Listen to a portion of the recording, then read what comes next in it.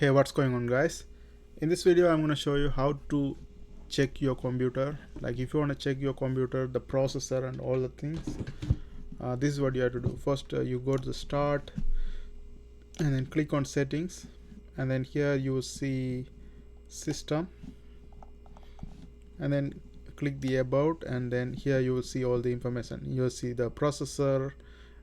My current one is Intel Core i3 10100 CPU and all the stuff. And then we also see the RAM here, and others are not much important. These two are very you need to know this if you're selling your PC.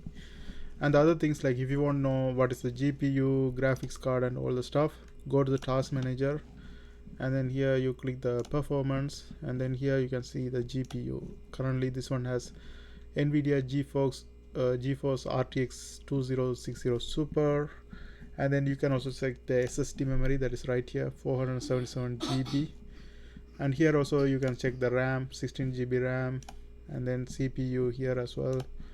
And if you have another memory, so here this one has two memory. One is 112 GB SSD, both of them SSD, you can see that here. And this is the Wi-Fi. Okay, and that's basically it. I hope you guys found this video helpful. Thanks for watching. Don't forget to subscribe my channel. See you guys on my next video.